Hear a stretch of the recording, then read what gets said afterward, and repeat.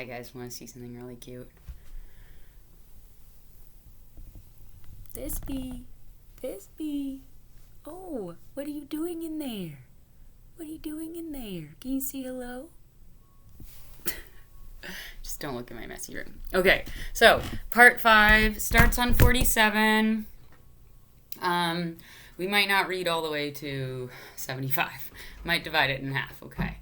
So the boy awoke as the sun rose. There in front of him, where the small stars had been the night before, was an endless row of date palms stretching across the entire desert. "We've done it," said the Englishman, who'd also awakened early. But the boy was quiet. He was at home with the silence of the desert, and he was content just to look at the trees. He still had a long way to go to reach the pyramids, and someday, this morning, would just be a memory. But this was the present moment, the party the camel driver had mentioned, and he wanted to live it as he did the lessons of his past and his dreams of the future. Although the vision of the date palms would someday be just a memory, right now it signified shade, water, and a refuge from the war. Yesterday, the camel's groan signified danger, and now a row of date palms could herald a miracle. Whoa, I love that line. I'm going to read that again. Yesterday, the camel's groan signaled danger, and now a row of date palms could herald a miracle. Right? It's kind of how life is. One day you could be swinging on tops of the trees, and the next moment you might be crashing down. The world speaks many languages, the boy thought. The times rush past, and so do the caravans, thought the alchemist, as he watched the hundreds of people and the animals arriving at the oasis. Okay, now we're at the alchemist, and this is, remember how it always switches to the character's thoughts? So now we're in the thoughts of the alchemist. I know that's kind of confusing sometimes, but I think I like that because the writer is having us see the world from all the different characters' points of view. So the times rush past, and so do the caravans, thought the alchemist, as you watch hundreds of people and animals arriving at the oasis. Remember, he's like 200 years old, apparently. People were shouting at the new arrivals. Dust obscured the desert sun, and the children of the oasis were bursting with excitement at the arrival of the strangers. The alchemist saw the tribal chiefs greet the leader of the caravan and converse with him at great length. But none of that mattered to the alchemist. He had already seen many people come and go, and the desert remained as it was. He had seen kings and beggars walking the desert sands. The dunes were changed constantly by the wind, yet they were the same sands he had known since he were a child. He always enjoyed seeing the happiness that the travelers experienced when, after a few weeks of yellow sand and blue sky, they first saw the green of the date palms. Maybe God created the desert so that man could appreciate the date trees, he thought. He decided to concentrate on more practical matters. He knew that in the caravan there was a man to whom he was to teach some of his secrets. The omens had told him so. He didn't know the man yet, but his practiced eye would recognize him when he appeared, and he hoped that it would be someone as capable as his previous apprentice. I don't know why these things have to be transmitted by word of mouth, he thought. It wasn't exactly that they were secrets. God revealed his secrets easily to all his creatures. He had only one explanation for this fact. Things have to be transmitted this way because they were made up from the pure life. And this kind of life cannot be captured in pictures or words. Okay, I'm going to read that again. Things have to be transmitted this way. So the way is word of mouth, because they were made up from the pure life, and this kind of life cannot be captured in pictures or words, because people become fascinated with pictures and words and wind up forgetting the language of the world. That's kind of like, you could relate that to now, right? So there's so many distractions, I guess, on the computer screens or on your TV. You could watch like lots of Netflix, Amazon, Hulu, whatever shows. You could just sit there doing that all day and then lose sight of your personal quest, right? Your personal calling. Like, how does this enhance your life? I mean, usually it's just for entertainment value, right? But like watching and digesting things on the computer and the TV, that's what everyone does. It doesn't make you special. The boy couldn't believe what he was seeing. The oasis, rather than just being a well surrounded by a few palm trees as he had once seen a geography book, was much larger than many towns back in Spain. There were 300 wells, 50,000 date trees, and innumerable colored tents spread among them. "It looks like the 1001 Nights," said the Englishman, impatient to meet with the alchemist. They were surrounded by children, curious to look at the animals and people that were arriving. The men of the oasis wanted to know if they had seen any fighting, and the women competed with one another for access to the cloth and the precious stones brought by the merchants. The silence of the desert was a distant dream. The travelers in the caravan were talking incessantly, laughing and shouting, as if they had emerged from the spiritual world and found themselves once again in the world of people. They were relieved and happy. They had been taking careful precautions in the desert, but the camel driver explained to the boy that oases were not always considered to be natural territories because the majority of the inhabitants were women and children. There were oases throughout the desert, but the tribesmen fought in the desert, leaving the oases as places of refuge. I think it's pronounced oases. With some difficulty, the leader of the caravan brought all his people together and gave them his instructions. The group was to remain there at the oasis until the conflict between the tribes was over. Since they were visitors, they would have to share living space with those who lived there and would be given the best accommodations. That was the law of hospitality. Then he asked that everyone, including his own sentinels, hand over their arms to the men appointed by the tribal chieftains. "Those are the rules of war," the leader explained. "The oases may not shelter armies or troops." To the boy's surprise, the Englishman took a chrome-plated revolver out of his bag and gave it to the men who were collecting the arms. "Why a revolver?" he asked. "It helped me to trust in people," the Englishman answered. Meanwhile, the boy thought about his treasure. The closer he got to the realization of his dream, the more difficult things became. That often happens, right, guys? For me, like when I was studying to become a teacher, I did it in London, and I was placed in a school that was very difficult. A lot of fights broke out all the time, and I would have to break them up, and I didn't like to see kids hurting themselves, so I would like jump in front of the fight. Not the smartest thing to do. And then when I moved back to the States, the state of Connecticut would not accept my teaching degree in the UK, even though I studied just as long to get it. So then they made me go back to school. So I had to get my master's degree all over again in teaching. So I had already just done, I got 2 master's degrees in England, and they wouldn't accept them. So then I had to go back to school. I had to pay more money. And then after that, I had to appeal to the Connecticut State Board of Ed to finally give me a job. And then they took me on as a substitute teacher at Stanford High, and then they offered me a full-time job, but then I had opportunity to work in India and Africa, which I took. So then when I came back to Connecticut, it was really hard again to pursue the dream. And then I got jobs in Bridgeport Public Schools, and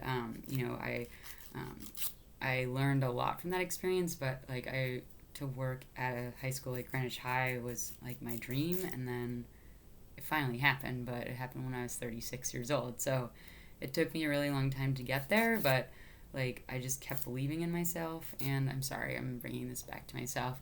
Let's go back to the book. So the boy thought about his treasure. The closer he got to the realization of his dream, the more difficult things became. It seemed as if what the old king had called beginner's luck was no longer functioning. In his pursuit of the dream, he was being constantly subjected to tests of his persistence and courage, so he could not be hasty nor impatient. If he pushed forward impulsively, he would fail to see the signs and omens left by God along his path, right? So, I know that we want to pursue our personal goals by the end of the quarter, but if you don't get there, don't be hard on yourself, be patient, and it will come to you. God placed them along my path. He had surprised himself with that thought. Until then, he had considered the omens to be things of this world, like eating or sleeping or seeking love or finding a job. He hadn't thought of them in terms of a language used by God to indicate what he should do. "Don't be impatient," he repeated to himself. "It's just like the camel driver said. Eat when it's time to eat and move along when it's time to move along." That first day, everyone slept from exhaustion. including the Englishman. The boy was assigned a place far from his friend in a tent with 5 other men of about his age, and there were people of the desert who clamored to hear stories about the great cities. The boy told him about his life as a shepherd, and he was about to tell him of his experiences at the crystal shop when the Englishman came into the tent. "I've been looking for you all morning," he said as he led the boy outside. "I need you to help me find out where the alchemist lives." First, they tried to find him on their own. An alchemist would probably live in a manner that was different from that of the rest of the people at the oasis, and it was likely that in his tent an oven was continuously burning. They searched everywhere and found that the oasis was much larger than they could have imagined. There were hundreds of tents. Right? Like the very word oasis means like a really big place that's like spread out, right? "We've wasted almost the entire day," said the Englishman, sitting down with the boy. He's a little bit spoiled and, like, impatient, isn't he? "Maybe we better ask someone," the boy suggested. The Englishman didn't want to tell others about his reasons for being at the oasis, and he couldn't make up his mind. But finally he agreed that the boy who spoke better Arabic than he should do so. The boy approached a woman who had come to the well to fill a goatskin with water. "Good afternoon, ma'am. I'm trying to find out where the alchemist lives here at the oasis." The woman said that she had never heard of such a person and hurried away, but before she fled she advised the boy that he had better not try to converse with women who were dressed in black because they were married women. He should respect tradition, right? Because now he's in a foreign country and there's a certain tradition that you're meant to abide by. The Englishman was disappointed. It seemed like he had made this long journey for nothing. The boy was also saddened. His friend was in pursuit of his destiny, and when someone was in such pursuit, the entire universe made an effort to help him succeed. That's what the old king had said. He couldn't have been wrong. "I'd never heard of alchemists before," the boy said. "Maybe no one here has either." The Englishman's eyes lit up. "That's it! Maybe no one here knows what an alchemist is. Find out who it is who cures people's illnesses." Several women dressed in black came to the well for water, but the boy would speak to none of them despite the Englishman's insistence. Then a man approached. "Do you know someone here who cures people's illnesses?" the boy asked. "Allah cures our illnesses," said the man, clearly frightened of the stranger. "You're looking for witch doctors." He spoke some verses from the Quran and moved on. Another man appeared. He was older and was carrying a small bucket. The boy repeated his question. "Why do you want to find that kind of person?" the Arab asked. "Because my friend here has traveled for many months in order to meet him," the boy said. "If such a man is here at the oasis, he must be the very powerful one," said the old man, thinking after thinking for a few minutes. "Not even the tribal chieftains are able to see him when they want to, only when he consents. Wait for the end of the war, then leave with the caravan. Don't try to enter into the life of the oasis," he said, and walked away. But the Englishman was exultant. They were on the right track. Finally, a young woman approached who was not dressed in black. She had a vessel on her shoulder, and her head was covered by a veil, but her face was uncovered. The boy approached her to ask about the alchemist. Goody, I love this part.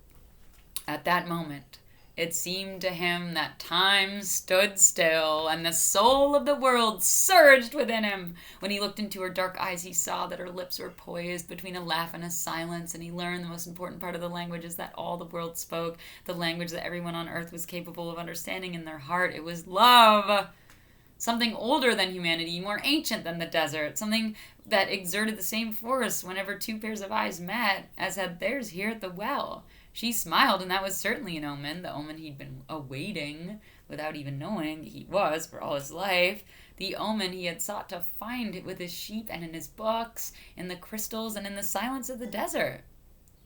It was the pure language of the world. It required no explanation, just as the universe needs none as it travels through endless time. What the boy felt at that moment was that he was in the presence of the only woman in his life, and that, with no need for words, she recognized the same thing. Oh, I guess he forgot about the merchant's daughter. He was more certain of it than anything in the world. He had been told by his parents and grandparents that he must fall in love and really know a person before becoming committed.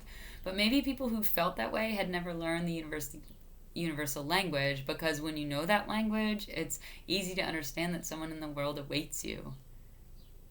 That's like in a romantic ideal. Whether it's in the middle of the desert or in some great city. And when two such people encounter each other and their eyes meet, the past and future become unimportant. There's only that moment and the incredible certainty that everything under the sun has been written by one hand only. It is the hand that evokes love and creates a twin soul for every person in the world. It's kind of a romanticized view of things. I know that I have not yet met my twin soul, but, who knows, maybe one day. Without such love, one's dreams would have no meaning. Maktub, thought the boy. The Englishman shook the boy. Come on, ask her! The boy stepped closer to the girl, and when she smiled, he did the same. What's your name? He said. Fatima, the girl said, averting her eyes. That's what some women in my country are called. It's the name of the Prophet's daughter, Fatima said. The invaders carried the name everywhere. The beautiful girl spoke of the invaders with pride. The Englishman prodded him, and the boy asked her about the man who's cured people's illnesses. That's the man who knows all the secrets of the world. He communicates with the genies of the desert. The genies were the spirits of good and evil. And the girl pointed to the south, indicating that it was there that the strange man lived. Ooh. Then she filled her vessel with water and left. The Englishman vanished too. He'd gone to find the alchemist. He's on a mission. And the boy sat there by the well for a long time, remembering that one day in Tarifa, the Levanter had been brought to him with the perfume of that woman, and realizing that he had loved her before she even knew she existed. Oh, it's so romantic. He knew that his love for her would enable him to discover every treasure in the world. Sometimes love motivates you to do fantastical things, little Jagans. It doesn't have to be love for another person. It could be love for a family member, love for a friend, love for a family member, love for a friend, love for your goal, your work life. The next day, the boy returned to the well, hoping to see the girl again. To his surprise, the Englishman was there, looking out at the desert. I waited all afternoon and evening. He appeared with the first stars of evening. I told him what I was seeking, and I asked him if I had ever transformed lead, and he asked me if I had ever transformed lead into gold. I told him that was what I came here to learn. And then he told me I should try to do so. That's all he said. Go and try. The boy didn't say anything. The poor Englishman had traveled all this way only to be told that he should repeat what he's already done so many times. So then try, he said to the Englishman. That's what I'm going to do. I'm going to start now.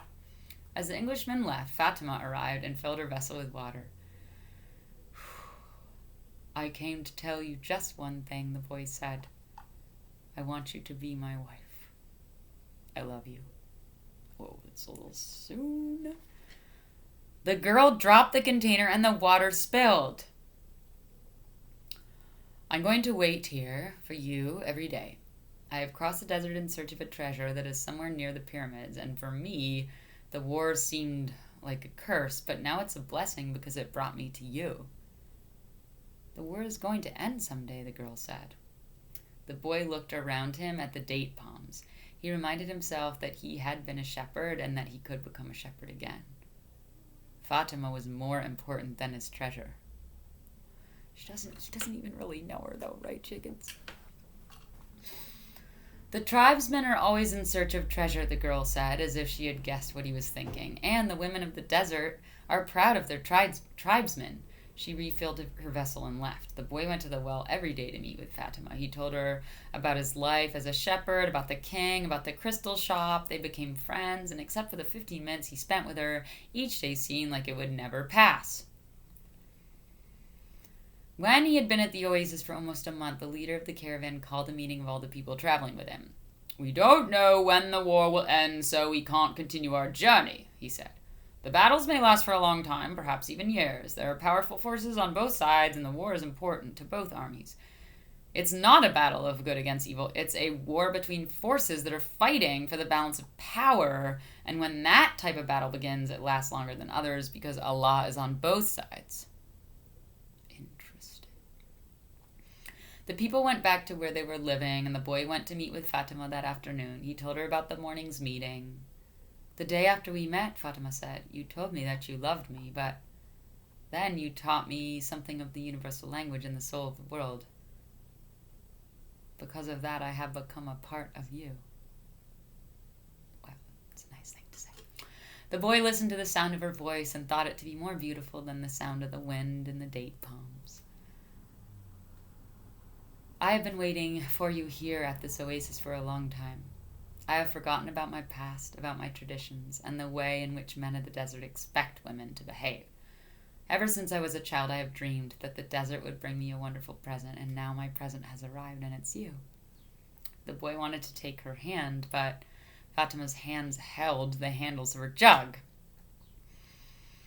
You have told me about your dreams, about the old king and your treasure, and you've told me about the omens, so now I fear nothing, because it was those omens that brought you to me, and I am a part of your dream and a part of your destiny, as you call it.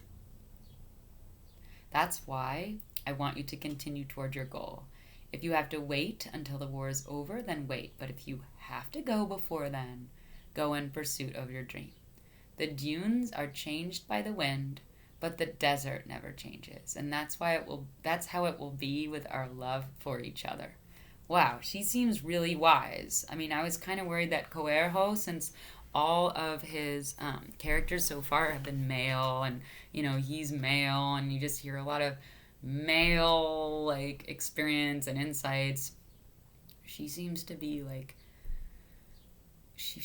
very aware of what she's doing, right? She doesn't want to marry just because for the sake of marriage. She doesn't want to settle for men in the desert that she doesn't really feel a connection to, but she feels a deeper connection to Santiago, and she's letting him pursue his goal rather than saying, oh no, now that we've met you must stay with me and abandon everything you wanted to do. She's saying, if you love someone, you let them go. She's letting him go pursue his dream, and then he can always come back. Maktub, she said, if I am really a part of your dream, you'll come back one day. The boy was sad as he left her that day. He thought of all the married shepherds he had known, and they had a difficult time convincing their wives that they had to go off into the distant fields. Love required them to stay with the people they loved. He had told Fatima that at their next meeting. The desert takes our men from us, and they don't always return. We know that, and we're used to it. Those who don't return become a part of the clouds, a part of the animals that hide in the ravines and of the water that comes down from the earth. They become a part of everything. They become the soul of the world. That's so beautiful. That's kind of how I feel about my mom. I look for traces of her in nature, a little chubby robin pecking at the ground, and the rays of sunshine yesterday. So just constantly searching with the soul of the world, right? Those people that you've lost, they're still with you, and you can look for signs of them. Some do come back, and then the other women are happy because they believe that their men may one day return as well. I used to look at those women and envy their happiness. Now I too will be one of the women who wait. I'm a desert woman, and I'm proud of that. I want my husband to wander as free as the wind that shapes the dunes, and if I have to, I will accept the fate that he has become a part of the clouds and the animals and the water for the desert. The boy went to look for the Englishman. He wanted to tell him about Fatima. He was surprised when he saw that the Englishman had built himself a furnace outside his tent. It was a strange furnace fueled by firewood with a transparent flask heating on top. As the Englishman stared out at the desert, his eyes seemed brighter than they had when he was reading his books. This is the first phase of the job, he said. I have to separate out the sulfur. To do that successfully, I have to have no fear of failure. It was my fear of failure that first kept me from attempting the masterwork. Now I'm beginning what I could have started 10 years ago, but I'm happy at least that I didn't have to wait 20 years. He continued to feed the fire, and the boy stayed on until the desert turned pink in the setting sun. He felt the urge to go into the desert to see if its silence held the answers to his questions. He wandered for a while, keeping the date palms of the oasis within sight. He listened to the wind and felt the stones beneath his feet. Here and there he found a shell and realized that the desert, in remote times, had been at sea. He sat on a stone and allowed himself to become hypnotized by the horizon. He tried to deal with the concept of love as distinct from possession, and he couldn't separate them. But Fatima was a woman of the desert, and if anything could help him to understand, it was the desert. And as he sat there thinking, he sensed movement above him. Looking up, he saw a pair of hawks flying high in the sky. He watched the hawks as they drifted on the wind. Although their flight appeared to have no pattern, it made a certain kind of sense to the boy. It was just that he couldn't grasp what it meant. He followed the movement of the birds, trying to read something into it. Maybe these desert birds could explain to him the meaning of love without ownership. He felt sleepy. In his heart, he wanted to remain awake, but he also wanted to sleep. I am learning the language of the world, and everything in the world is beginning to make sense to me, even the flight of the hawks. And in that mood, he was so grateful to be in love. When you are in love, things make even more sense, he thought. Suddenly, one of the hawks made a flashing dive through the sky, attacking the other, and as it did so, a sudden fleeting image came to the boy, an army with its swords at the ready, riding into the oasis. The vision vanished immediately, but it had shaken him. He had heard people speak of mirages, and he had already seen some himself, and they were desires that because of their intensity materialized over the sands of the desert. But certainly he didn't desire that an army invade the oasis. He wanted to forget about the vision and return to his meditation. He tried again to concentrate on the pink shades of the desert and its stones. There was something there in his heart that wouldn't allow him to do so. Always heed the omens, the old king had said. The boy recalled what he had seen in the vision, and he sensed that it was actually going to occur. He rose and made his way back toward the palm trees. Once again, he perceived the many languages in the things around him. This time, the desert was safe, and it was the oasis that had become dangerous. The camel driver was seated at the base of a palm tree, observing the sunset. He saw the boy appear from the other side of the dunes. "The army is coming," the boy said. "I had a vision." "The desert fills men's hearts with visions," the camel driver answered. But the boy told him about the hawks, and then he'd been watching their flight, and he suddenly felt himself to have been plunged to the soul of the world. The camel driver never understood what the boy was saying. The camel driver understood what the boy was saying. He knew that any given thing on the face of the earth could reveal the history of all things. One could open a book to any page or look at a person's hand, and one could turn a card or watch the flight of the birds.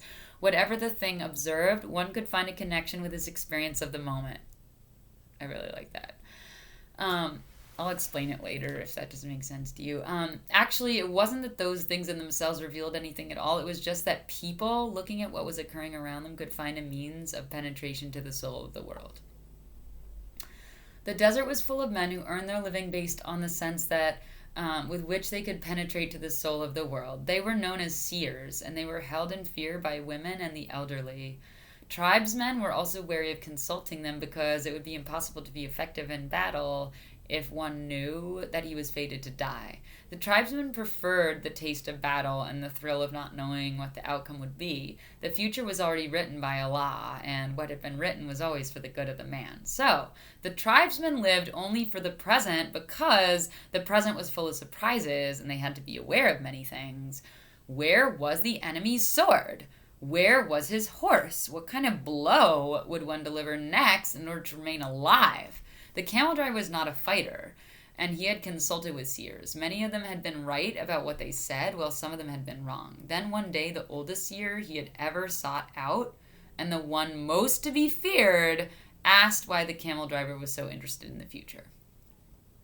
"Well, so I can do things," he had responded, "so I can change those things that I don't want to happen." "But then they wouldn't be part of your future," the seer had said. "Well, maybe I just want to know the future so I can prepare myself for what's coming. If good things are coming, they will be a pleasant surprise," said the seer. "If bad things are, and you know in advance, you'll suffer greatly before they even occur." "Well, I want to know about the future because I'm a man," the camel driver had said to the seer, "and men always live their lives based on the future." I don't know about that. The seer was a specialist in the casting of twigs. He threw them to the ground and made interpretations based on how they fell. That day, he didn't make a cast. He wrapped the twigs in a piece of cloth and he brought them back in his bag and put them back in his bag. "I make my living forecasting the future for people," he said. "I know the science of twigs, and I know how to use them to penetrate the place where all is written. There, I can read the past, discover what has already been forgotten, and understand the omens that are here in the present." Oh my gosh, this is a lot of symbolism, guys. When people consult me, It's not that I'm reading the future, I'm guessing at the future. The future belongs to God, and it is only He who reveals it under extraordinary circumstances. How do I guess at the future? Based on the omens of the present. The secret is here in the present. If you pay attention to the present, you can improve upon it. And if you improve upon the present, what comes later will also be better. Right, guys? That's so much what our personal quest is about. So, like, so many of you, it's like about disciplining yourself to the present moment, and then, you know, like, what you reap will sow. Like, there's an expression that's like that, right? So, like, the work you put in now will manifest itself good. Will manifest itself in the future. I think I'm gonna have to stop pretty soon. This is a long chapter. So, if you pay attention to the present, you can improve upon it. And if you improve on the present, what comes later will also be better. Forget about the future. Live each day according to the teachings, confident that God loves His children. Each day in itself brings with it an eternity. And when we say God here, it can be any God, right? Whichever God that you believe in. It could even be nature gods. The camel driver had asked what the circumstances were under which God would allow him to see the future. Only when He Himself reveals it, and God only rarely reveals the future. When He does so, it is for only one reason. It's a future that was written so as to be altered. God had shown the boy a part of the future, the camel driver thought. Why was it that He wanted the boy to serve as his instrument? Go and speak to the tribal chieftains, said the camel driver. Tell them about the armies that are approaching. They'll laugh at me. They are men of the desert, and the men of the desert are used to dealing with omens. Well, then they probably already know. They're not concerned with that right now. They believe that if they have to know about something Allah wants them to know, someone will tell them about it. It has happened many times before, but this time, the person is you. Whoa. Like the camel driver's giving him permission to, like, be a prophet almost. That reminds me of Lord of the Flies. Have any of you read that book? If you haven't, it's kind of an important one. There's a character in it called Simon, and he is almost sensitive enough so that he can foresee the future, and he delivers it to a group of people who aren't ready to hear the truth, and so then he suffers the consequence. So Santiago is risking. This is a risky thing that he's going to tell them about, what, like an omen, because some people could just say, like, who do you think you are, and you're interpreting the future, like, you're just a Spanish boy, like, what do you know, right? I meant to say, like, you're just from Spain, you're not even from here. So the boy thought of Fatima, and he decided he'd go to see the chiefs of the tribes, so, like, his thought of Fatima gave him the courage. The boy approached the guard at the front of the huge white tent at the center of the oasis. I want to see the chieftains. I brought omens from the desert. Without responding, the guard entered the tent, where he remained for some time. When he emerged, it was with a young Arab dressed in white and gold. The boy told the younger man what he had seen, and the man asked him to wait there. He disappeared into the tent. Night fell, and an assortment of fighting men and merchants entered and exited the tent. One by one, the campfires were extinguished, and the oasis fell as quiet as the desert. Only the lights in the great tent remained. During all this time, the boy thought about Fatima, and he was still unable to understand his last conversation with her. Finally, after hours of waiting, the guard bade the boy enter. The boy was astonished by what he saw inside. Never could he have imagined that there in the middle of the desert there existed a tent like this one. The ground was covered with the most beautiful carpets he'd ever walked upon, and from the top of the structure hung lamps of hand-wrought gold, each with a lighted candle. The tribal chieftains were seated at the back of the tent in a semicircle, resting upon richly embroidered silk cushions. Servants came and went, with silver trays laden with spices and tea, and other servants maintained the fires in the hookahs. The atmosphere was suffused with the sweet scent of smoke. That's called sibilance, when you put words that have the sound of S together. The atmosphere was suffused with the sweet scent of smoke. There were 8 chieftains, but the boy could see immediately which of them was the most important. An Arab dressed in white and gold, seated at the center of the semicircle, and at his side was the young Arab that the boy had spoken with earlier. Wait, let me see. I think we might just... Well, no, actually, we'll keep going and then stop at some point. Okay, so here's the young Arab boy. "Who is this stranger who speaks of omens?" asked one of the chieftain, eyeing the boy. "It is I," the boy answered, and he told what he had seen. "Why would the desert reveal such things to a stranger when it knows that we have been here for generations?" said another of the chieftains. "Because my eyes are not yet accustomed to the desert," the boy said. "I can see things that eyes habituated to the desert might not see, and also because I know about the soul of the world," he thought to himself. "The oasis is neutral ground. No one attacks an oasis," said a third chieftain. "I can only tell you what I saw. If you don't want to believe me, you don't have to do anything about it." The men fell into an animated discussion. They spoke an Arab dialect that the boy didn't understand, but when he made to leave, the guard told him to stay. The boy became fearful. The omens told him that something was wrong. He regretted having spoken to the camel driver about what he had seen in the desert. Suddenly the elder at the center smiled almost imperceptibly, and the boy felt better. The man hadn't participated in the discussion, and in fact he hadn't even said a word up until that point. But the boy was already used to the language of the world, and he could feel the vibrations of peace through the tent. Now his intuition was that he had been right in coming. Okay, I'm going to stop there. End of part 5. And we'll pick up on the discussion ended for part 6. Okay? All right. Bye, chickens.